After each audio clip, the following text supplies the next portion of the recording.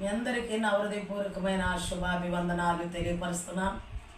ఈరోజు ఒక మంచి ఆత్మీయ సందేశాన్ని మీ మధ్యకి తీసుకొస్తున్నాను.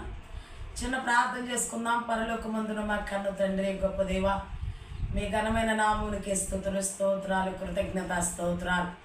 ఇదిగో నేను ఎంతటి దాన్నయ్యా, నాలో ఉండి మీరు మాట్లాడండి అయ్యా. నాకు నీ జ్ఞానం అయ్యా, నీకే వందనాలు, స్తోత్రాలు అయ్యా. అనేకమైన మర్మాలను బయలుపరచమని అడుగుతున్నానయ్యా. ఈ సమయం మా కొరకు పరిశుద్ధపరచండి, పవిత్రపరచండి, యోగ్యపరచండి. మీ సన్నిధి తోడుగా ఉంచి సహాయం ఇచ్చేయమని యేసు నామమున అడిగి వేడుకొనుచున్నాము తండ్రి, ఆమేన్. దేవునికి స్తోత్రం, హల్లెలూయా. ప్రియమైన సహోదరి సహోదరులారా, ఈరోజు ఒక మంచి ఆత్మీయ సందేశాన్ని మీ మధ్యకి తీసుకొస్తున్నాం. ఆ సందేశం ఏదనగా, ఇదిగో నీ ఆహారము నీళ్ల మీద వేయము, చాలా దినములైన తరువాత అది కనబడును. నీ ఆహారము నీళ్ల మీద వేయము, చాలా దినములైన తరువాత నీకు అది కనబడును. ప్రియమైన సహోదరి సహోదరులారా, ఇజ్రాయేలీలు మన్నాను ఇదిగో మోషే ప్రార్థన చేయగా ఇజ్రాయేలీలు అరణ్యములో మన్నాను కురిపించబడింది. మన్నా కురిపించబడిన తర్వాత ఆ మన్నాను ఏ రోజుకు ఆ రోజే మీరు సమృద్ధిగా మీరు తినగలిగినంత మీరు తెచ్చుకోండి, ఎగస్ట్రా తెచ్చుకోవద్దని మోషే చెప్పారు. మోషేకి దేవుడు చెప్పారు. దేవుడు చెప్పినట్టుగానే మోషే ప్రజలకు చెప్పారు. ప్రజలు కూడా వాళ్ళు ఏం చేశారంటే, కొంతమంది విన్నారు, కొంతమంది ఏమో ఆశ చేత ఎక్కువ కూర్చుకుని తెచ్చుకున్నారు. తెచ్చుకోగానే అదేమైందంటే తెల్లారికి కంపు కొట్టింది. తెల్లారికి ఏమైంది? కంపు కొట్టింది. అందుకే అన్నారు కదా యేసు ప్రభులు వారు, ఆ జీవాహారము నేనే మార్గమును సత్యమును జీవమును, జీవాహారము నేనే. ఇదిగో నా రక్తమును తాగి నా శరీరమును భుజించవాడు ఎన్నడూ చనిపోడు. పితరులు మన్నాను తిన్నాను చచ్చిరి, నా ఆహారం తినవాడు ఎన్నటికీ చనిపోడు అని వాక్యం సెలవిస్తుంది. ఇదిగో జ్ఞాని అయిన సొలొమోను గారు అంటున్నారు, మీ ఆహారము నీళ్ల మీద వేయండి, కొన్ని దినములు చాలా దినములైన తర్వాత అది మీకు కనబడును. ఎట్లా కనబడుద్ది? ఆహారం తీసుకెళ్ళి నీళ్ల మీద వేస్తే అది పాడైపోద్ది కండి.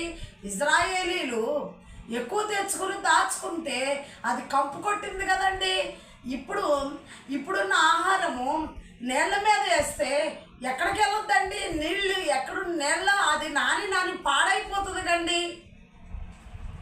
సొలొమోను అది చెప్పాలనుకుంటున్నా. సొలొమోను చెప్పాలనుకున్నది వేరేగా ఉందండి. సొలొమోను ఏమని చెప్పాలనుకున్నాడంటే, తన ప్రజలకు, దేవుని యొక్క ప్రజలకు ఏమని చెప్పాలనుకున్నాడంటే, జ్ఞాని అయిన సొలొమోను ఏమని చెప్పాలనుకున్నాడంటే, ఇదిగో నీ ఆహారము నీళ్ల మీద చాలా దినములైన తర్వాత అది నీకు కనబడద్ది. అంటే ఒకసారి నువ్వు మేలు చేసి చూడు, అది నీ మేలు చానాలకి దేవుడు దాచి మరలా నీ దగ్గరకు తీసుకొస్తాడు. అది నీ మేలు ఎక్కడికి పోదు. నువ్వు చేసిన మేలు ఇతరులకు నువ్వు చేసిన మేలే కానీ, దరిద్రులకు నువ్వు పెట్టిన ఆహారమే కానీ, వస్త్రహీనుడిగా ఉంటే వస్త్రాలు ఇచ్చిందే కానీ ఎక్కడికి పోదు. జ్ఞాని అయిన సొలొమోను యేసుక్రీస్తు జ్ఞానమందును వయసు ఎందును వర్ధిల్లాడు. జ్ఞానము సొలొమోనుకి ఇచ్చాడు దేవుడు. ఆ తర్వాత యేసుక్రీస్తు జ్ఞానములో సమూయేలు కూడా జ్ఞానంతో ఎదిగాడు. దేవునికి స్తోత్రం, హల్లెలూయా. ప్రియమైన సహోదరి సహోదరులారా, అందుకనే జరగబోయే దాని గురించి మాట్లాడుతున్నాడు. కొన్ని దినాలకి, చాలా కాలానికి నీ దగ్గరకు వస్తుంది. తను చెప్పిన మాట చాలా కాలానికి నీ దగ్గరకు వస్తుంది. ఎప్పుడు వస్తుందని చెప్తున్నారు? మళ్ళీ తనే సామెతల గ్రంథంలో రాశాడు. ప్రియమైన సహోదరి సహోదరులారా, నేను ఒక మాట మీతో చెప్పాలనుకుంటున్నాను. ఇదిగో అగ్రదేశపు వాళ్ళు వారి 10వ భాగమని, 10వ భాగాలని, వారు ఏ కష్టం చేస్తున్నారో ఎలా ఉంటున్నారో తెలియదు కానీ, మన ఆంధ్ర రాష్ట్రంలో ఉన్న పేద సంఘాలకే కానీ అనేకమైన సంఘాలు అమెరికన్లతో సహవాసం చేస్తున్న వారికి ఏదో ఒక రీతిగా వారు ఇవ్వాల్సిన 10వ భాగాలు కొన్ని సంఘాలకి పంపిస్తూ ఉంటే ఆ సంఘాలు ఆలయాలు కట్టబడుతున్నాయి. అంతేకాకుండా అనేక మందికి వారు ఏదో ఒక రకంగా సహాయం చేస్తున్నారు. అంటే వాళ్ళు ఎందుకు ఇలా చేస్తున్నారంటే వారి ఆహారము నీళ్ల మీద వేస్తున్నారు, చాలా కాలానికి కనబడుద్ది. మేము చేసిన పని ఎక్కడికి పోదు, మేము చేసిన పని ఎక్కడికి పోదు, చాలా దినాలైన తర్వాత అది మాకు కనపడుద్ది. మా పిల్లలకైనా కనపడుద్ది, మా పిల్లల తరానికైనా కనపడుద్ది. ఇదిగో నీ చేతిలో నుంచి నీ రాజ్యాన్ని నేను పూర్తిగా తీసేసుకోను, నీ కుమారులకి నీ సంతానానికి ఉంచుతానని దావీదుతో చెప్పాడు దేవుడైన యెహోవా. ప్రియమైన సహోదరులారా, ఇదిగో దేవుడు శాశ్వత కాలం నుండి ఆశీర్వాదం, శాశ్వత కాలమైన దీవెన ఇవ్వాలని తన కుమారుడైన సొలొమోనుతో, జ్ఞాని అయిన సొలొమోనుతో ఈ మాట వ్రాయించాడు. మనకు ఆయన ఇవ్వాలని శాశ్వత కాలమైన దీవెన ఆశీర్వాదం మనమేమో తీసుకునే రీతిగా మన క్రియలు ఉండట్లేదండి. కొన్నాళ్ళు ఇప్పటికిప్పుడు నా కడుపుకి జరిగిపోతే చాలు, ఇప్పటికిప్పుడు అన్యాయపు సంపాదన నాకు వస్తే నేను నా కాలంలో బహుగా అభివృద్ధి చెందితే చాలు, ఒకళ్ళ సంగతి నాకెందుకు, అసలు అప్పుడు ఎవరు చూసేది ఎవరు, చూడండి ఎవరు, నా పిల్లలు ఎలా ఉంటారు నేను చూస్తానా, తర్వాత జరగబోయేది నేను చూస్తానా అనుకునేవాళ్ళు చాలామంది లేకపోలా. ప్రియమైన సహోదరులారా, అలాంటి పరిస్థితుల్లో జనులు కాలం గడుపుతుంది. నాకెందుకు, నా బ్రతుకు నేను చూసుకోవాలి, నా జీవితం నాది, నా కుటుంబం నాది, నా పని నాది అని అనుకునే ఈ దినాల్లో జ్ఞాని అయిన సొలొమోను చెబుతున్న మాట, ప్రజలకు నేర్పాలనుకున్న మాట, ఆ జ్ఞాని అయిన సొలొమోనుతో దేవుడు నేర్పించాలనుకుంటున్నాడు. నీ ఆహారము నీళ్ల మీద వేయము, చాలా దినములైన తరువాత అది కనబడును. దేవునికి స్తోత్రం. ఎలా కనపడుతుందో ఒకసారి చూద్దాం. సామెతల గ్రంథం 19వ అధ్యాయం 17వ వచనం ఎలా కనపడుతుందో చూద్దాం. సామెతల గ్రంథం 19వ అధ్యాయం 17వ వచనం. 19వ అధ్యాయం 17వ వచనం. బేదలను కనికరించువాడు యెహోవా కప్పించువాడు, వాని ఉపకారమునకు ఆయన ప్రత్యుపకారము చేయను. దేవునికి స్తోత్రం. హల్లెలూయా. బేదలను కనికరించువాడు ఎవరికి అప్పిస్తున్నాడంట? దేవునికి అప్పించువాడు. చాలా కాలానికి కనపడదని నీళ్ళ మీద వేసిన ఆహారం. బేదలకు నువ్వు సహాయం చేస్తే, బేదలను కనికరిస్తే, కనికరము కలిగిన మనసు ఉండాలి, కనికరం ఉండాలి. కనికరిస్తే, ఎవరిని బేదలను కనికరిస్తే దేవునికి ఏమిస్తున్నావంట? అప్పిస్తున్నావు. హల్లెలూయా. దేవునికి అప్పిస్తున్నావు. వెండి బంగారములు ఆయనవి, సర్వ సమస్తం ఆయనది. అయితే దేవునికే నువ్వు అప్పించే అంటే నీ మనస్సు ఎలా ఉండాలంటే క్రియారూపణ చూపించాలి. బేదలకు అప్పించే మనసు నీకు ఉండాలి. హల్లెలూయా. బీదలకు అప్పివ్వటం వలన దేవుడు ఇదిగో నీకు ఆ నీళ్ళ మీద వేసిన ఆహారం చాలా కాలమైన నీకు తిరిగి మరలా ఇస్తారు. హల్లెలూయా. దేవునికి స్తోత్రం. హల్లెలూయా. అదే 11వ అధ్యాయం, సామెతల గ్రంథం 11వ అధ్యాయం, సామెతల గ్రంథం 11వ అధ్యాయం చూద్దాం ఒకసారి. 18వ వచనం. 11, 18. ఆ భక్తిహీనుని సంపాదన వారిని మోసం చేయను, నీతిని విత్తువాడు శాశ్వతమైన బహుమానమునందును. నీతిని విత్తువాడు శాశ్వతమైన బహుమానము. ఇదిగో బహుమానాల కోసం నీతిని విత్తుకోకుండా శపించడానికి వెళ్తున్నాడు బిలాము. ఏం చేస్తున్నాడు? నీతిని విత్తడానికి వెళ్తలేదు. ఏం చేయటానికి వెళ్తున్నాడు? తన ప్రజల్ని శపించటానికి వెళ్తున్నాడు. తన ప్రజల్ని శపించటానికి వెళ్తున్నాడు. ఆ శపించటానికి వెళ్ళటం వలన దేవుడు బహుమానం ఇచ్చాడా? గాడితో బుద్ధి చెప్పించాడా? ఇదిగో శాశ్వతమైన బహుమానం ఇవ్వాలంటే నీతిని విత్తాలి, దేవుని వాక్యాన్ని విత్తాలి, అది నీతినే విత్తాలి, అన్యాయాన్ని విత్తకూడదు, నీతినే విత్తాలి.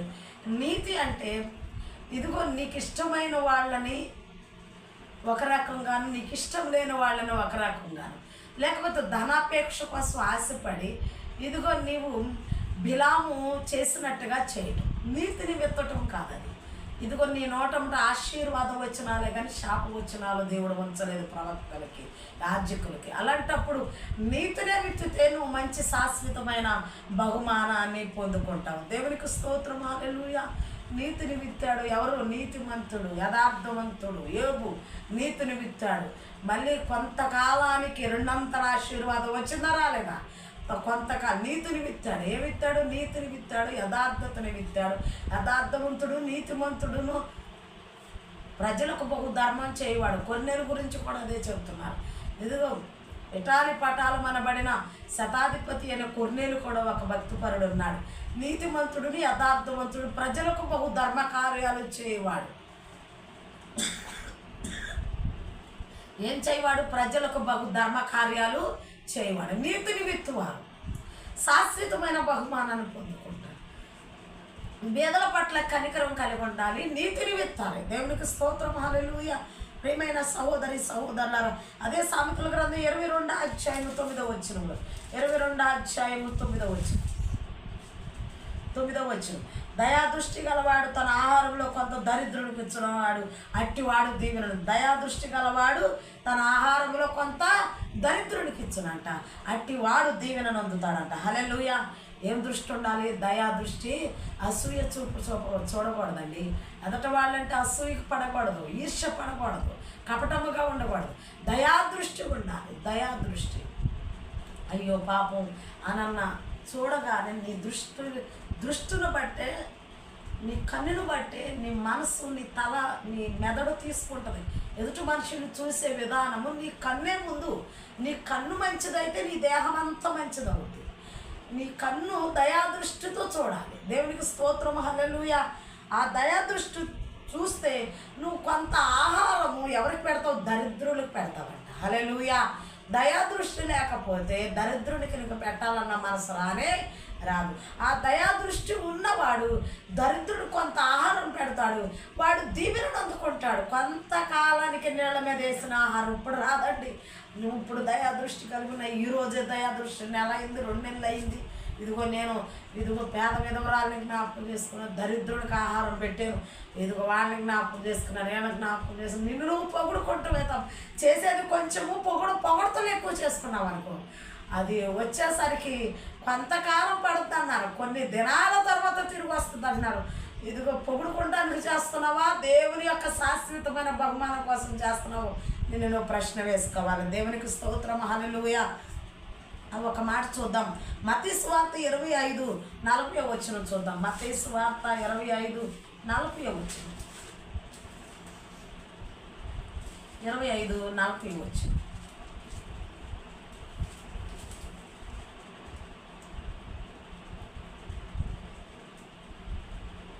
అందుకు రాజు, మిక్కిలి అల్పులైన ఈ నా సహోదరులు ఒకరికి మీరు చేసిద్దరు కనుక నాకు చేసిద్దరని నిశ్చయముగా మీతో చెప్పుచున్నానని వారితో.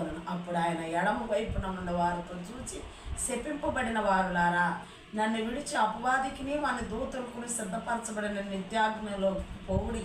నేను ఆకలి కొంటిని మీరు నాకు భోజనం పెట్టలేదు, దప్పికొంటిని మీరు నాకు దాహం ఇయ్యలేదు, పరదేశినై ఉంటిని మీరు నన్ను చేర్చుకొనలేదు, దిగంబరినై ఉంటిని మీరు నాకు బట్టలు ఇయ్యలేదు, రోగినై ఉంటిని సరసాలలో ఉంటిని మీరు నన్ను చూడరాలేదని చెప్పు. అందుకు వారిలో ప్రభువా, మేమెప్పుడు నీవు ఆకలి ఉండుటి అయినను, దప్పుకుని ఉండుటి అయినను, పరదేశి అయి ఉండుటి అయినను, దిగంబరి అయి ఉండుటి అయినను, రోగి అయి ఉండుటి అయినను, సరసాలలో ఉండుటి అయినను చూచి నీకు ఉపచారం చేయకపోతామని ఆయన అడిగినప్ప. దేవునికి స్తోత్రం, హల్లెలూయా. కొన్ని దినాలకి, చాలా కాలానికి, ఇదిగో నువ్వు నేళ్ల మీద ఆహారం వేయము, చాలా దినాలకి తర్వాత అది నీకు కనపడదు. ఇది ఇప్పుడు కనపడుతుంది చూడండి, వీళ్ళకి కనపడుతుంది. ఆయన దిగంబర అయి ఉంటే వస్త్రం ఇవ్వలేదంట,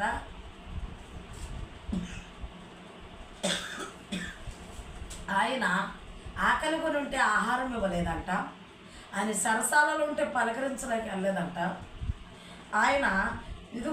ఆయన వస్త్రహీనుడిగా ఉంటే వస్త్రాలు ఇవ్వలేదు, ఆయన రోగి అంటే పలకరించలేదు. ఎవరికయ్యా, ఎప్పుడయ్యా? నా నామం పేరట వచ్చిన వాళ్ళకి. ఇంకా ఆయన ఇంకేమంటున్నారు తెలుసా? పరదేశునికి, దిక్కులేని వారికి, అనాథునికి. ఇక్కడ చూసాం కదా సామెతలు కదా, దయాదృష్టి. పేదలకు కనికరించేవాడు, పేదలకి దయాదృష్టి కలిగి ఉండటం, దేవునికి నీతి విత్తటం. ఇవి నువ్వు చేయగలిగితే ఈ రోజున ఆయన ఈ మాట అనాల్సి వచ్చేది కాదు. ఒకనొక రోజు వస్తుంది, ఆయన మేకల్ని గొర్రెల్ని వేరుపరిచే రోజు. ఆయన రాకడ దినాల్లో మేకల్ని గొర్రెల్ని వేరుపరిచే రోజు ఒక రోజు వస్తుంది. ఆ 31వ వచనం, తన మహిమతో మనుష్య కుమారుడు ఆయనతో కూడా సమస్త దూతలతో వచ్చినప్పుడు ఆయన తన మహిమ గల సింహాసనం మీద ఆసీనుడై ఉండెను. అప్పుడు సమస్త జనములు ఆయన ఎదుట పోగు చేయబడెను. ఆయన ఒక మహిమ గల, ఆయన తన మహిమతో మనుష్య కుమారుడుగా ఆయనతో కూడా సమస్త దూతలు వచ్చారు. మనుష్య కుమారుడుగా రెండవ రాకడ ఉంది. మనుష్య కుమారుడుగా రాబోతున్నాడు ఆయన. మనుష్య కుమారుడు మరలా ఆయన మహిమతో సర్వలోక దూతలతో అనగా ఆయనతో కూడా సమస్త దూతలను వెంట పెట్టుకుని రాబోతున్నాడు ఆయన. ఆయన తన మహిమ గల సింహాసనం మీద కూర్చుండబోతున్నాడు. ఆయన సింహాసనం మీద కూర్చుండి ఆసీనుడై ఉండెను. అప్పుడు సమస్త జనములందరూ అక్కడ పోగు చేయబడతారంట. హల్లెలూయా. మేము ఆ సంఘం, మేము ఈ సంఘం, మీరు పిలిస్తే మేము రాము, మేము పిలిస్తే మేము రామంటే ఒక రోజున అందరూ ఒకసారి పోగేస్తారు ఆయన. అందరిని ఒకసారి కూర్చోబెడతారు, అందరిని ఒకసారి పోగేస్తారు. ఇదిగో కాపుర్లు ఏమని చెప్తున్నారంటే అక్కడికి వెళ్ళొద్దు, ఇక్కడికి వెళ్ళొద్దు, వాళ్ళ మాట వినొద్దు, వీళ్ళ మాట వినొద్దు, నేనే నా మాట విను అని అంటున్నారు. ఒకనొక రోజున అన్ని సంఘాలను ఒకసారి కూర్చోబెడతాడు దేవుడు, పోగు చేస్తాడంట. హల్లెలూయా. నావి కాని గొర్రెలు కూడా నాకు కలవు, నేను వాటిని కూడా తోలుకు రావాలి. ఫిలిష్యులు, అమాలేకీలు, మిద్యానీయులు, ఇంకా గెరజ్జీలు, యోగశీలు, వీళ్ళందరినీ సమస్త మానవాళి జనం అంతా ఆయన మరి పిల్లలై ఉన్నారు, ఆయన బిడ్డలై ఉన్నారు. కానీ వాళ్ళ ఉదేతను బట్టి వాళ్ళు అలా ఉండిపోయారు. కానీ దేవుడు అంతటా అందరినీ ప్రేమిస్తున్నాడు. సమస్త జనములందరినీ పోగేస్తాడంట. పోగేసి ఒక చోట ఉంటారంట. అప్పుడు ఆయన ధవళ సింహాసన మహిమా సింహాసనం మీద ఆసీనుడుగా ఉంటే గొర్రెల మేకలను ఇక్కడ వేరు చేస్తాడంట. దరిద్రులను చూచి వారి మీద కనికర పడలేదు, నువ్వు కనికర పడలేదు, నాకు అప్పివ్వలేదు, కనికర పడలేదు నువ్వు నాకు. ఆ రోజున కనికర పడ్డట్టు ఈ రోజు నీది, నీ చేసిన మేలు అనేది నా దగ్గర బ్యాంకులో ఉండేది, నువ్వు నాకు అప్పించిన వాడు అయ్యేవాడివి.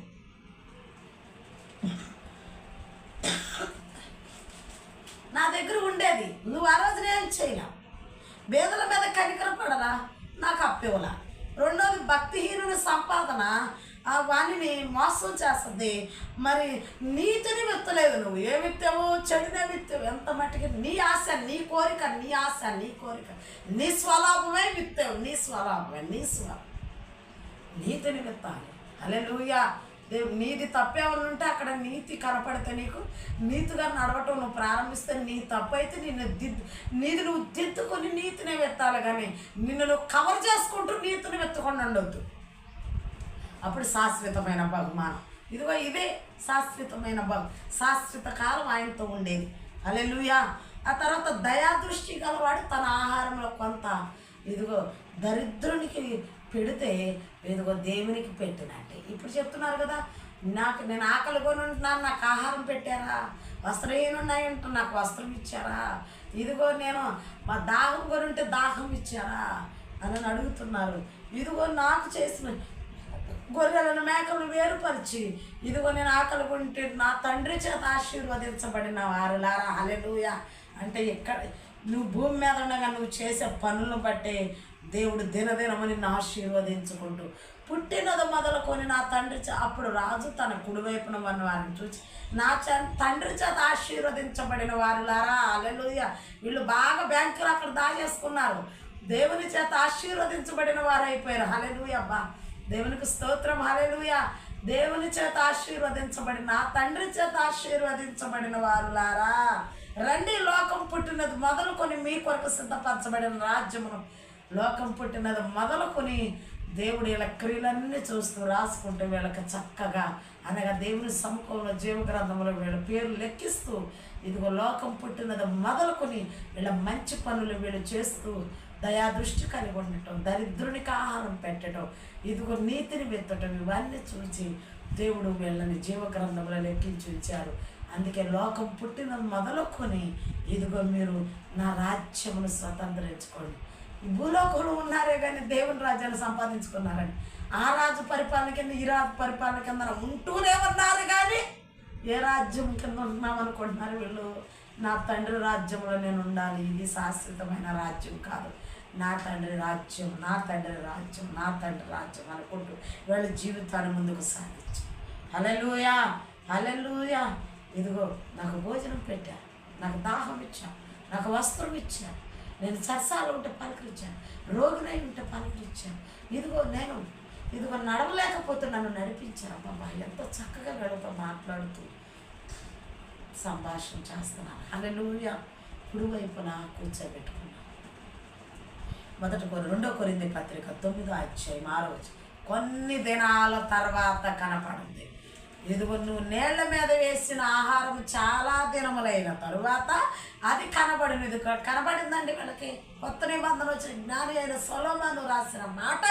ఇదిగో యేసుక్రీస్తు జ్ఞానమందును వయసు ఎందును మనుషులు దయ్యందును ఎదిగిన యేసుక్రీస్తు మాట్లాడుతున్నారు. ఏమనంటే ఇదిగో అక్కడ ఉన్న జనసమూహంతో ఆ శిష్యులతో అనేక మంది కొండ మీద కూర్చుని వాక్యం చెప్తూ అనేక ఉపమానాలు చెబుతూ ఆ ఉపమానాల్లో ఇది ఒక ఉపమానంగా ప్రభులు వారు మాట్లాడుతున్నారు. దేవునికి స్తోత్రం. హల్లెలూయా. అక్కడ చెప్తున్నారు 2 కొరింథీ పత్రిక 9:6. 2 కొరింథీ పత్రిక 9:6.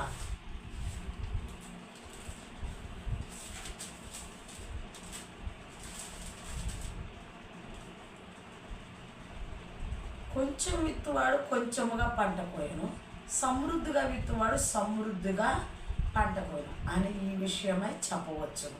దేవునికి స్తోత్రం. ఈ విషయమై చెప్పవచ్చు అంట. కొంచెం విత్తువాడు కొంచెము పోసుకుంటాడు, ఎక్కువ విత్తువాడు ఎక్కువ పోసుకుంటాడు. ఇక్కడ అపోస్తలుడైన పౌలు గారు కొరింథీ సంఘానికి చెబుతూ ఎవరు ఎంత కష్టపడితే దేవునిలో అంత ప్రతిఫలాన్ని చూస్తారు. దేవునుల ఆత్మల కొరకు ఎవరు ఎంత భారం కలిగి ఉంటారో, నీతిని విత్తుతారో వాళ్ళంత ఎక్కువ పంట కోసుకుంటారు. కష్టపడకుండా విత్తకుండా వాళ్ళ సంఘం అంత పెద్దగా ఉంది, వీళ్ళ సంఘం ఎంత పెద్దగా ఉంది. వాళ్ళు 1,00,000 మంది ఉన్నారు, 2,00,000 మంది, 10,00,000 మంది ఉన్నారు. ఇక్కడ నువ్వు సోమరిపోతుగా తిని కూర్చుంటూ పడుకుంటూ ఇదిగో నమ్మకమైన కాపరుగా నువ్వు ఉండకుండా ఉంటూ అన్యాయాన్ని విత్తుతూ న్యాయాన్ని విత్తకుండా ఇదిగో నువ్వు ఒక బహు పెద్ద కోరిక నువ్వు కోరుకుంటావు. కష్టం ఎంత జీతానికి నువ్వు వడంబడికి అయ్యావో దేవుని దగ్గర అంత జీతమే వస్తుంది. కానీ నువ్వు కష్టం తక్కువ చేసి లాభాన్ని ఎక్కువ ఆశించడం. అపోస్తలుడైన పౌలు జ్ఞానంతో మాట్లాడుతున్నాడు. కొంచెం విత్తువాడు కొంచెమే కోసుకుంటాడు, ఎక్కువ విత్తువాడు ఎక్కువే కోసుకుంటాడు. ఇదిగో దేవునిలో ఎక్కువ విత్తారు. దయాదృష్టి కలిగి ఉన్నారు, కనికరాన్ని కలిగి ఉన్నారు, దరిద్రులకు సహాయం చేశారు, దేవునికి అప్పించారు. ఇప్పుడు ఎక్కువ విత్తువాడు ఎక్కువ కోసుకుంటాడు, తక్కువ విత్తువాడు తక్కువ కోసుకుంటాడు. దేవునికి స్తోత్రం. నువ్వు మంచి చేసావా, చాలా కాలానికి నీ ఆహారం నీళ్ళ మీద కొన్ని దినాలకి మళ్ళీ నీకు కనపడదు. ఇదిగో చెడ్డ చేసావా, కొన్ని దినాలకి నీకు అది శాపం కనపడదు. దేవుని వాక్యం స్పష్టంగా ఆ కొరింథీ సంఘానికి కూడా ఇదిగో అపోస్తలుడైన పౌలు గారు కష్టపడకుండా సోమరులుగా ఉంటూ అధికమైన ఆశలు కోరికలు కలిగి ఉండొద్దు, కష్టపడండి, కష్టానికి తగిన ప్రతిఫలాన్ని ఆశించండి అని చెప్పాలనుకున్నాడు అపోస్తలుడైన పౌలు గారు. దేవునికి స్తోత్రాలు చెప్తున్నారు వాళ్ళని అలా ప్రోత్సహిస్తున్నారు. హల్లెలూయా. మరియు అన్నిటి యందు ఎల్లప్పుడూ మీలో మీరు సర్వసమృద్ధి గలవారే ఉత్తమము ప్రతి కార్యము చేయటము దేవుడు మీ ఎడల సమస్త విధములైన కృపను విస్తరింప చేయగలడు. దేవునికి స్తోత్రం. ఇంది విషయమే అతడు వెదజల్లి దరిద్రులకు ఇచ్చెను, అతడి నీతి నిరంతరము నిలిచును. అతడు వెదజల్లి ఏమి ఇచ్చారంటే దరిద్రులకు ఇచ్చారు. సువార్త ఏమండి, నేను దరిద్రులకు దీనులకు సువార్త ప్రకటించడానికి వచ్చానని యేసు ప్రభువు వారు.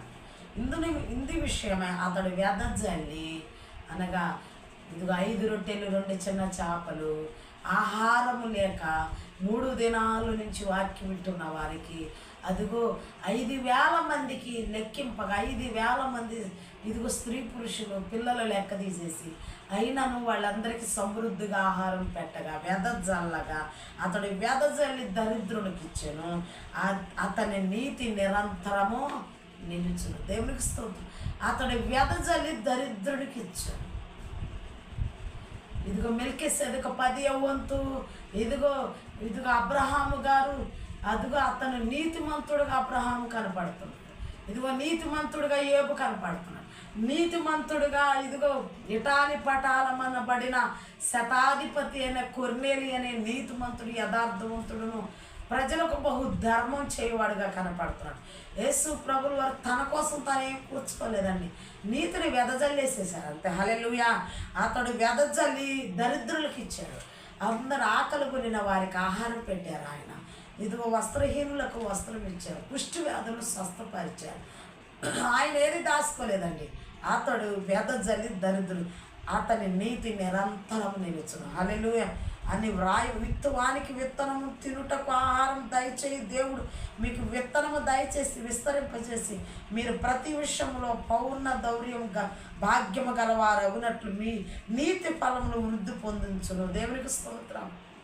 నీతి ఫలము వృద్ధి పొందించటానికి ఈరోజు చేసేవేమో రేపొద్దున నీవు నీ నీతిని సమృద్ధిగా, నీ నీతి ఫలాన్ని సమృద్ధిగా నువ్వు అనుభవించబోతున్నావు. దేవునికి స్తోత్రం. హల్లెలూయా. ప్రియమైన సహోదరి, గలతీ పత్రికలో కూడా చూద్దాం సార్. 6:8 గలతీ పత్రిక 6వ అధ్యాయం 8వ వచనం. 6వ అధ్యాయం 8వ వచనం. ఎలాగనగా తన శరీరేచ్ఛను బట్టి విత్తువాడు తన శరీరం నుండి క్షయమైన పంట పోయిను, ఆత్మను బట్టి విత్తువాడు ఆత్మ నుండి నిత్య జీవం అనే పంట పోయిను. హల్లెలూయా. శరీరాన్ని కొంతమంది మేలు చేస్తూనే శరీరానుసారంగా చెప్పేసుకుని శరీరానుసారమైన మనస్సుతో పెడితే నాకు మళ్ళీ తిరిగి వస్తుందంట, ఇదిగో ఇస్తే నాకు తిరిగి వస్తుంది. శరీరానుసారమైన కోరికలతో కథను విత్తాల్సింది ఆత్మానుసారమైన పంట అనగా వాక్యాన్ని విత్తాలి. ఆత్మానుసారమైన పంట ఏదనగా ఆత్మీయ మర్మాలు, ఆత్మీయ వాక్యములు విత్తగలిగితే ఇదిగో సజీవమైన పంట, జీవము కలిగిన పంట, ఇదిగో శాశ్వతమైన పంటను కోసుకుంటావు. హల్లెలూయా. కొన్ని దినాలకి నీ ఆహారం నీకు తిరిగి వస్తాను. నీతి అనే పంట విత్తు, ఇదిగో శాశ్వతమైన పంటను కోసుకుంటావు. శరీరానుసారంగా విత్తువాడు శరీరానుసారంగానే కోసుకుంటాడు, ఆత్మానుసారంగా విత్తువాడు ఆత్మానుసారమైన పంట కోసుకుంటాడు. ఏది విత్తుతావో అదే కోసుకుంటావే తప్ప ఇదిగో నువ్వు మామిడి చెట్టు పెట్టి నువ్వు మామిడికాయలు కోసుకుంటావు, మామిడి చెట్టు పెట్టి ఆపిలి పళ్ళు కోసుకోవు. ఇదిగో ప్రియమైన సహోదరి, ఏది విత్తుతావో కొన్ని దినాలకు ఆ పంట నీ దగ్గరకు వస్తుంది, కొంతకాలానికి ఆ ఆహారం నీకు కనపడదు. హల్లెలూయా. దేవునికి స్తోత్రం. హెబ్రీ పత్రిక 6వ అధ్యాయం 10వ వచనం. హెబ్రీ పత్రిక 6వ అధ్యాయం 10వ వచనం చూద్దాం. మీరు చేసిన కార్యాన్ని మీరు పరిశుద్ధులకు ఉపచారం చేసి ఇంకా ఉపచారం చేయుచుండుట చేత తన నామమును బట్టి చూపిన ప్రేమను మరచుటకు దేవుడు ఏమన్నా అన్యాయస్తుడా? హల్లెలూయా. మీరు ఎవరికి ఉపచారం చేయాలంట? మీరు పరిశుద్ధులకు ఉపచారం చేసే విషయంలో సనుకోవద్దు, కొనుక్కోవద్దిక. ఎప్పుడు నేనైనా చేసేది సావుకుల్ని నేనేనా ఎప్పుడు ఉపచారం చేసేది? వాళ్ళకి సావుకులు నేనేనా మంచిగా పరామర్శించేది? వాళ్ళకి ఏది చేయాలన్నా నేనే చేస్తున్నాను, సంఘముల బాధ్యతలను నేనే తీసుకుంటున్నాను అని చాలామంది తనలో తను మనసులో అనుకుంటే దేవునికి తెలియదా? ఏమండి, తెలుసు. నువ్వు అనుకోవసలా. దేవుడు ఏమన్నా అన్యాయస్తుడా? నువ్వు చేసింది దేవుడు తప్పకుండా నీకు శాశ్వతమైన బహుమానం ఇవ్వటానికి సిద్ధంగా. అయితే ప్రియులారా మేమేలాగో చెప్పుచున్నాం, మీరెంతకంటే మంచిదియు రక్షణకరమైనదియునైనా స్థితిలోనే ఉన్నారని రూఢిగా నమ్ముచున్నాం. మీరు చేసిన కార్యము మీరు పరిశుద్ధులకు ఎవరికి చేస్తున్నారు? ఉపచారం చేసి ఇంకాను ఉపచారం చేయించుండుట చేత తన నామమును బట్టి చూపిన ప్రేమను మరచుటకు దేవుడు అన్యాయస్తుడు కాడు. మీరు మందులు కాక విశ్వాసము చేతను ఓర్పు చేతను వాగ్దానములను స్వతంత్రించుకొని వారిని పోలి నడుచుకున్నట్లు మీలో ప్రతి వాడిని మీ నిరీక్షణ పరిపూర్ణమగు నిమిత్తం మీరిది వరకు కనుపరిచిన ఆసక్తిని తుదుమట్టుకు కనుపరచవలెనని అపేక్షించను. కొన్నాళ్ళేం చేస్తావు? ఉపకారం చేస్తావు పరిశుద్ధులకు, సంఘములో పరిశుద్ధులకు పాదపరిచర్య చేయటానికి, భోజనాలు వడ్డించడానికి సంఘములో ఇంకా పరిశుద్ధులకు ఉపచారం చేస్తాం. ఇదిగో ఈ పరిశుద్ధులు వీళ్ళ తిన్న ప్లేట్లు నేను కడగాలి, వీళ్ళ తిన్న విస్తరాకులు నేను తీయాలి అని కొంతకాలము నువ్వు పరిశుద్ధులకు ఉపచారం చేయాలి. వాళ్ళు చేతులు కడుక్కుంటుండగా వాళ్ళ చేతుల మీద నీళ్లు పోసారు. ఎవరు? ఏలియా చేతుల మీద ఎలీషా నీళ్లు పోసాడు. నీళ్ళు ఆయన ఆయన కడుక్కొని లేదు ఎలీషా గారు, నీ చేతి మీద నీళ్లు పోస్తూ వచ్చాడు, పరిశుద్ధులకు ఉపచారం చేశాడు, 2 పాళ్ళ ఆత్మను పొందుకున్నాడు. హల్లెలూయా. ఈమె ద్వారకా కనపడుతుంది ఇక్కడ. ద్వారకా ఏం చేసింది తెలుసా? పరిశుద్ధులకు ఉపచారం చేసింది, విధవరాలకు బట్టలు కుట్టింది, ఆమె కుట్టిన వస్త్రాలు కొనియాడబడిని, మంచి పనులు చేసింది. ఆమె మరణించిన తర్వాత ఆమెను గురించి అందరూ మాట్లాడుకునే విధానం చూసి పేతురు ఆశ్చర్యపోయి ఆ ద్వారకా నిమిత్తం ప్రార్థన చేయగా చనిపోయిన ఆమె బ్రతికింది. హల్లెలూయా, హల్లెలూయా. అంటే కొన్ని దినాలకి నువ్వు నేల మీద వేసిన ఆహారం కొన్ని దినాలకి, చాలా కాలానికి నీకు కనపడదు. నువ్వు చేసిన మంచి పనులు కొనియాడబడతాయి. హల్లెలూయా, హల్లెలూయా. 31వ సామెతల గ్రంథంలో ఆ స్త్రీ పనులు కొనియాడబడతాయి అంట. హల్లెలూయా. ఆమె పెందల కడ లేచి తన ఇంటి వారికి భోజనం సిద్ధపరుస్తుంది, తన ఇంటి వారికి చలు తగులుద్దని భయపడదు, తన దీపం ఎప్పుడు ఆరిపోదు, సన్ననార వస్త్రాలు ధరించుకుంటారు వాళ్ళు. ఆమె పిల్లలు ఆమెను ప్రతివిత ధర్మం కలిగిన స్త్రీ అని ఆమె పిల్లలు ఆమెను కొనియాడతారు. ఆమె భర్త దేశపు పెద్దల యొద్ద గౌనుల యొద్ద కూర్చుంటాడు. ఎవండి ఆ స్త్రీ అలా కొనిపడుతుంది. ఈరోజు చేసింది ఈరోజు నీకు కనపడకపోవచ్చు, చాలా కాలానికి నువ్వు నీళ్ళ మీద వేసిన ఆహారము కొన్ని దినాలకి కనబడతాయి. హల్లెలూయా, దేవునికి స్తోత్రం. హల్లెలూయా. మత్తయి సువార్త, అదే మత్తయి సువార్త 10:42 చూద్దాం.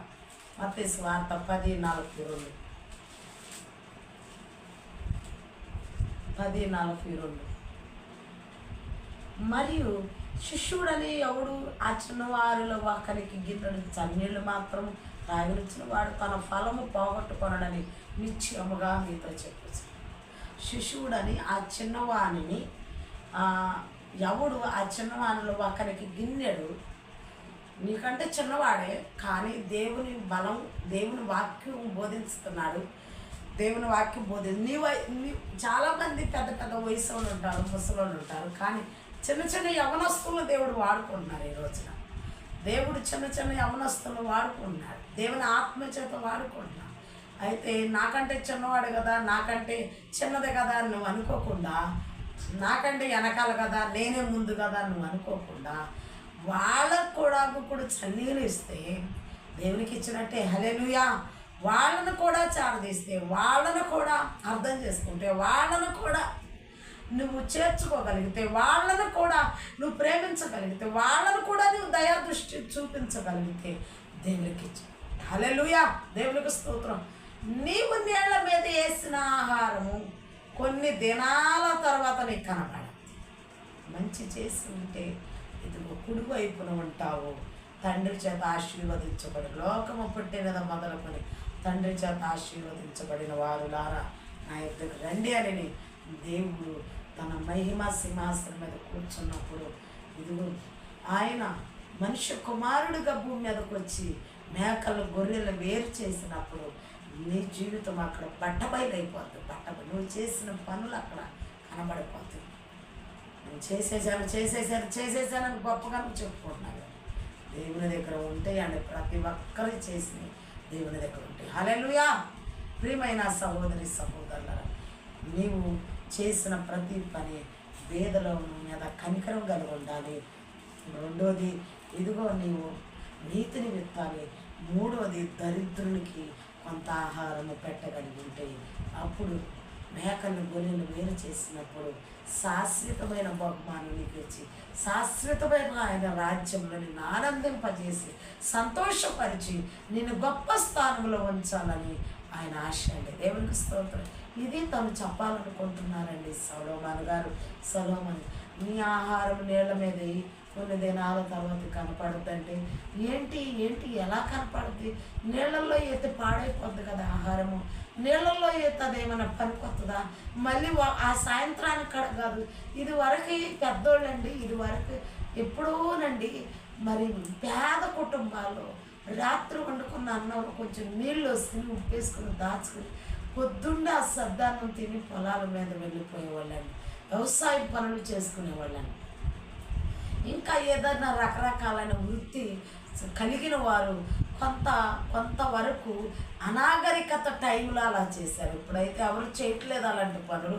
ప్రతి ఒక్కరు మంచి టిఫిన్లు చేస్తున్నారు, లేవంగానే కాఫీ తీసుకుంటున్నారు. చాలా ఉన్నతమైన దేవుడు అంతటా అందరిని ఆశీర్వదించారు. దేవునికి స్తోత్రం, హల్లెలూయా. ప్రియమైన సహోదరి సహోదరులారా, అలాగే ఆ తెల్లారికి అది ఒకవేళ తింటే కొంచెము మెత్తగిలిగా తింటున్నారేమో, కానీ ఆ 2-3 రోజు చాలా దినాలు అయిన తర్వాత అది కనబడద్దంటే చాలా దినాలకి ఎక్కడుంటుందండి, అది పాడైపోద్ది కదా. ఇదిగో మన్నానే పాడైపోయింది. దేవదూతలు తినే ఆహారం, భూమి మీద కురిపించిన ఆహారమే పాడైపోయింది. నీ ఆహారం నీళ్ల మీద చాలా తిన. ఆహారము నీళ్ళనగా వాక్యము, ఆహారం అనగా ఇదిగో దేవుని వాక్యము, నీళ్ళు అనగా వాక్యమే, ఇదిగో ఆహారం అనగా దేవుని ఆత్మీయ ఆహారం అనగా కూడా దేవుని వాక్యమే. ఈ వాక్యము నీళ్ల మీద వేయి అనగా నీరు సముద్రము ఉప్పు నీళ్ళతో ఉంటుంది. సముద్రము ఉప్పు నీళ్ళతో బోళ్ళని నీళ్ళు ఉంటాయి, ఉప్పు నీళ్ళు. కానీ అన్ని నీళ్ళు ఉన్న తాగటానికి పనికి వస్తుందా? తాగటానికి పనికిరానే పనికిరావు. నీ సముద్రము లాంటిది. లోకము సముద్రముతో పోల్చబడింది. లోకము సముద్రముతో, ఈ ఉప్పు నీళ్ళ మీద, ఈ లోకం మీద వాక్యమైన ఆహారం తీసుకెళ్ళి వెయ్యి, చాలా దినాలకు అది కనపడదు. ఈ లోకము, ఈ సముద్రం అనే లోకం మీద ఆత్మీయమైన ఈ మాటలు, పరిశుద్ధ గ్రంథములోని మాటలు, ఆత్మీయ విత్తనాలు వెయ్యి, లోకములో వెయ్యి, లోకములో విత్తు. చాలా కాలానికి నీతిని విత్తితే శాశ్వతమైన బహుమానాలు పొందుకుంటాం. హల్లెలూయా, హల్లెలూయా.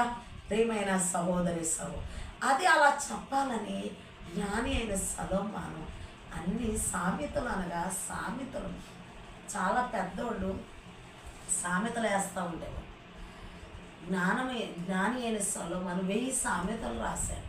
దేవునికి స్తోత్రం. 1000 సామెతలు రాశాడని దేవుని లేఖనాలు చెప్తున్నాయి. ఇదిగో ప్రసంగి, పరమగీతాలు, ప్రసంగి గురించి అయితే చెప్పవసరం లేదు. మొత్తం జ్ఞానం గురించి.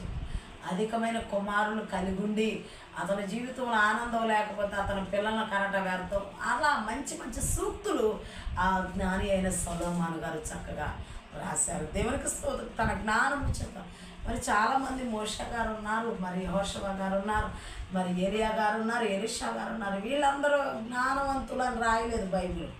ఒక సొలొమోనే జ్ఞాని అయిన సొలొమోను అని చెప్పబడుతుంది. యేసుక్రీస్తు జ్ఞాని అయిన సొలొమోను, జ్ఞాని అయిన జ్ఞానముతో ఎదిగారు. అనంత జ్ఞాని అయిన యేసుక్రీస్తు వారికే పేరుంది. దేవునికి స్తోత్రం, హల్లెలూయా. ఆ జ్ఞాని అయిన సొలొమోను గారు చక్కగా రాశారు. నీ ఆహారము నీళ్ల మీద వేయము, చాలా కాలానికి అది నీకు కనబడదు. హల్లెలూయా. వేద్దామా నీళ్ల మీద? దరిద్రులకి మరి జ్ఞాపకం చేసుకుని కొంత ఆహారం పెడదామా? ఇదిగో దయాదృష్టి కలిగి ఉందామా? ఇదిగో దేవునికి అప్పించేవారిగా మనం ఉందామా? దయాదృష్టి కలిగి ఉంటే దరిద్రులకు ఆహారం పెడితే, ఇంకంతేకాదు బీదలను కనికరిస్తే ఆయనకు అప్పించినట్టే అప్పించే అనుభవం మనం ఉందామా? ఉంటే ఇదిగో ఇప్పుడు చేసిన మేలు చాలా కాలానికి అది నీకు దేవుడు దాచి ఉంచి నీకు ఆయన తీసుకొచ్చి ఇవ్వబోతున్నారు. శాశ్వతమైన బహుమానం. తండ్రి చేత ఏర్పరచబడిన వారులారా, నా తండ్రి చేత ఆశీర్వదించబడిన వారులారా, రండి కుడి వైపుకి. అబ్బా, ఎంత ఆనందమండి, ఎంత సంతోషం. వాళ్ళు తెలియకుండా చేశారండి మేలు. తెలిసి చేసి పొగుడుకుంటాం కాదండి వాళ్ళు చేసింది, తెలియకుండా మేలు చేసి. మేమెప్పుడు చేసామయ్యా అని. వీళ్ళు తెలియకుండా పాపం చేశారు, వాళ్ళకి తెలియకుండా పుణ్యం చేశారు. హల్లెలూయా. వీళ్ళు తెలియకుండా పాపం చేసి, నీకు తెలియకుండా పాపాలు చేస్తూ ఉంటాం. వీళ్ళు పోవతలు కరిచే వాటిలు పడుతూ ఉంటాం, దరిద్రులు వచ్చేసి. నీకు తెలియట్లేదు నువ్వు తప్పు చేస్తున్నావని దరిద్రులను చూచి వాటిలు పడతావు, దీనిని చూసి అసహించుకుంటాం. ఇక్కడ కాదు నువ్వు కూర్చున్నది. ఎందుకండి? ఒక మంచి ఇంట్లో పెళ్లి జరుగుతుందనుకో, నీ ఇంట్లోనే ఒక మంచి విందు పెళ్లి చేస్తున్నావు, నువ్వు పెద్ద ధనవంతుడు అయి ఉండొచ్చు, కోటీశ్వరులు అయి ఉండొచ్చు. అయితే ఎవరైనా పేదవాడు వచ్చి నీ పక్కన కూర్చుంటే, ఇక్కడ కాదు లే అని లేపేస్తారా? లేదా? లేపేస్తారు. ఇదిగో నీ నువ్వు వేసుకున్న కోటులో ఆనందం ఉండదు, నీకున్న కోట్లలో ఆనందం ఉండదు. యెహోవా మాట ప్రకారం జీవిస్తే నీకు ఆనందము, సంతోషం ఉంటుంది. హల్లెలూయా. కోట్లు నీకు ఆనందాన్ని నువ్వు వేసుకున్న కోటు నీకు ఆనందం. కోట్లో అన్యాయపు సంపాదన, ఎప్పటికప్పుడు భయపడుతూ ఉండాలి, ఆనందం ఉండదు, సంతోషం ఉండదు. కోటు వేసుకుంటావు, పైకి మాత్రమే కోటు వేసుకుంటావు, కానీ నీ ప్రవర్తన అక్కడ ఎవరైనా నువ్వు వెళ్ళిన బిజినెస్కి ట్రెండ్ వేయటానికి వెళ్ళేవే అనుకో, ఆ బిజినెస్ టెండర్ నీకు రాలేదనుకో, కోట్ వేసుకుని సూటు బోట్ వేసుకుని కోట్ వేసుకుని వెళ్తావు, ఆ టెండర్ నీకు రాలేదే అనుకో, నువ్వు వేస్తే నీకు రాలేదనుకో, ఉసూరు మట్ట దిగాలుగా వస్తావు కోట్ వేసుకుని. కానీ యెహోవా మాట ప్రకారం నడిస్తే, ఆయన మాట వింటే నీకు సంతోషం, ఆనందం ఉంటుంది. కోట్ వేసుకున్నంత మాత్రాన ఆనందం ఉండదు, కోట్లు ఉన్నంత మాత్రాన నీకు ఆనందం ఉండదు. యెహోవాకు అప్పించువాడు మాత్రమే ఆనందంగా ఉంటాడు. హల్లెలూయా. దేవునికి స్తోత్రం. హల్లెలూయా. ప్రియమైన సహోదరి సహోదరులారా, ఎంత మంచి మాటలండి, ఎంత మంచి మాటలండి. ఈ మాటలు మన హృదయంలో దాచుకుందాం. ప్రియమైన సహోదరి సహోదరులారా, దేవుని మాటలు మన హృదయంలో దాచుకుందాం. దేవుడి వాక్యాన్ని దీవించి ఆశీర్వదించుగాక.